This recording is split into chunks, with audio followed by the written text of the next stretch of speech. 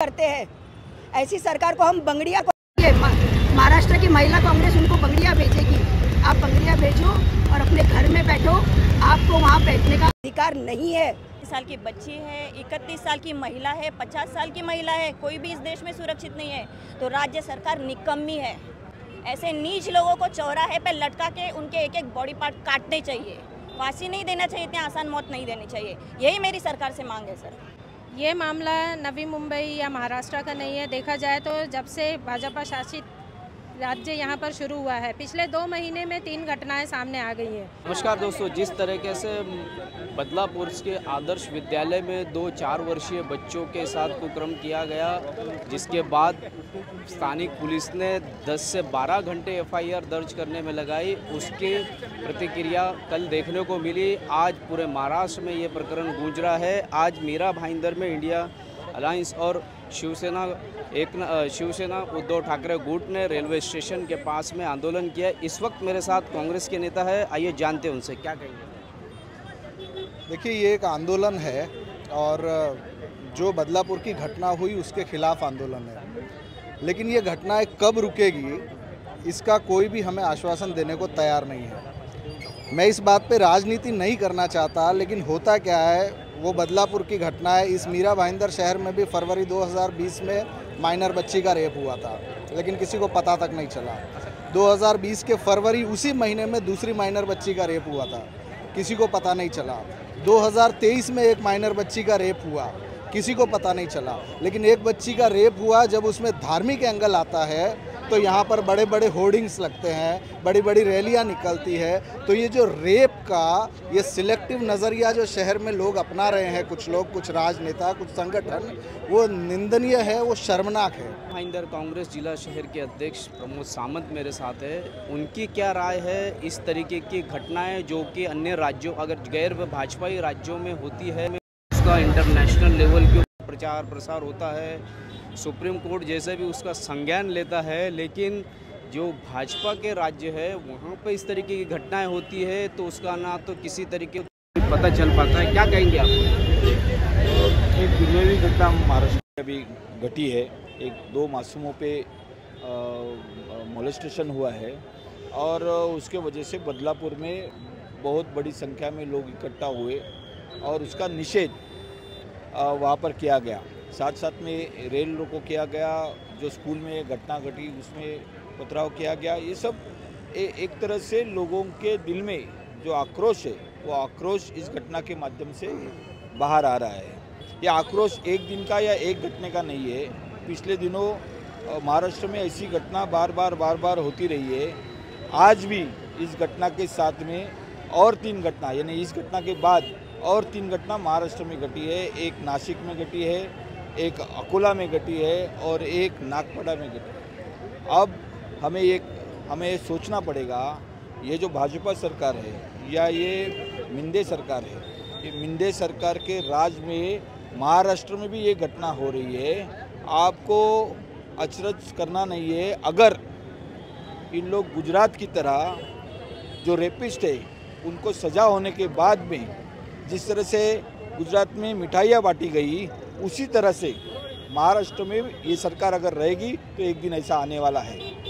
इस तरह का अप्रोच आज महाराष्ट्र में हर जगह होने जा रहा है और ये आप देख सकते हैं, कल जो लोग रेलवे स्टेशन पे आए थे उनके पीछे इनको लाठीचार्ज करना पड़ा।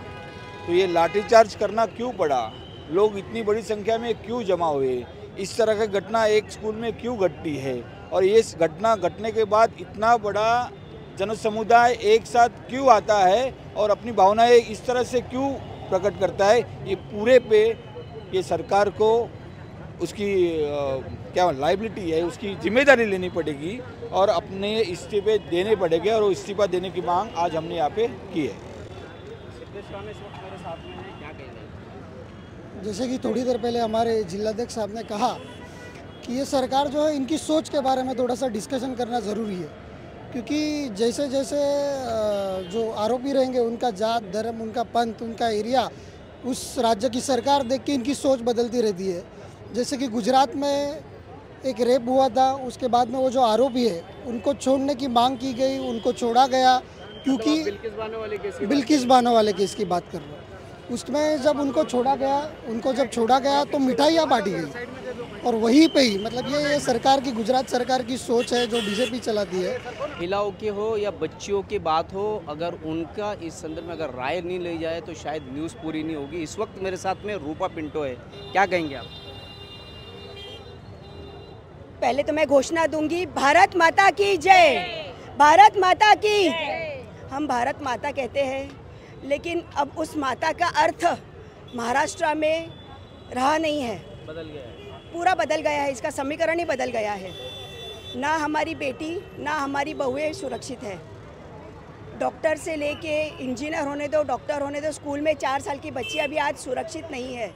शर्म की बात है कि हम ऐसे महाराष्ट्र में रहते हैं जहाँ पे महाराष्ट्र में महिलाओं को देवी का दर्जा दिया जाता है, जहाँ पे रानी लक्ष्मीबाई, जीजा माता और हमारे इंदिरा गांधी जी जिसने इस देश पे राज किया, आज उसी महिलाओं को आज हमें सड़क पे आना पड़ रहा है। क्यों? क्योंकि आज महिलाएं सुरक्षित नहीं है। क्या होगा हमारा, क्या होगा हमारी बच्चियों का? जैसे मैडम ने कुछ समय पहले कहा कि हमें गृह हत्या करनी चाहिए। अगर बच्चियां हमारे पहले ही हमें पता चलता है तो हम उसको हमारे पेट में ही मार देंगे, क्योंकि बाहर हम लोग जन्म दे के भी वो बच्ची सुरक्षित नहीं है। आज हमारी राष्ट्रीय अध्यक्ष अलका लांबा मैडम जी और महाराष्ट्र की अध्यक्ष संध्याताई सवालाखे के नेतृत्व में आज हम मीरा भाईंदर की महिलाएं निषेध कर रही है। फांसी तो नहीं चाहिए सर, इतनी आसान मौत हम लोग नहीं देना चाहते हैं। ऐसे दरिंदे को तो नहीं देना चाहते। उनको बीच सड़क में ऐसे चौराहे पे लटका के, उनको नंगा करके, उनका एक एक बॉडी का पार्ट काटना चाहिए, ताकि उनको ये एहसास हो कि सामने जो छोटी बच्ची है उसको कितना दर्द हुआ रहेगा। आप समझ सकते हैं, बचपन से हम लोग, हमारे माँ बाप, स्कूल वाले हमें सिखाते हैं गुड टच क्या रहता है, बैड टच क्या रहता है। हमें मत सिखाओ, अभी सिखाओ ये दरिंदों को। ये जो मानसिक प्रकार के रुग्ण है ना, इनको सिखाने का ज़रूरत है कि गुड टच बैड टच क्या रहता है। इनको बचपन से ट्रेनिंग दे दो। मार डालो अपने बच्चियों को, मार डालो। मैं तो बोलती हूँ नहीं चाहिए महिलाएं हमें इस देश में। अगर वो सुरक्षित नहीं है तो क्या करने का महिलाओं को पैदा करके, बच्चियों को पैदा करके क्या करने का? देखिए सर, मंदिर में हम लोग भगवान के पास जाते हैं हमारी सुरक्षा के लिए। धन संपत्ती, आम्ही मराठीमध्ये म्हणतो, देवा सुख दे, शांती दे, धन दे, संपत्ती दे आणि आरोग्य दे। आरोग्य का मतलब क्या रहता है? आरोग्य का मतलब ये रहता है कि दम तक हम सेफ रहे, हम सुरक्षित रहे। लेकिन वो भगवान के मंदिर तक में महिला सुरक्षित नहीं। 3.5 साल की बच्ची के उसको लेके, 3.5 साल की बच्ची है, 31 साल की महिला है, 50 साल की महिला है, कोई भी इस देश में सुरक्षित नहीं है। तो राज्य सरकार निकम्मी है। ऐसे नीच लोगों को चौराहे पे लटका के उनके एक एक बॉडी पार्ट काटने चाहिए। फांसी नहीं देना चाहिए, इतनी आसान मौत नहीं देनी चाहिए। यही मेरी सरकार से मांग है सर।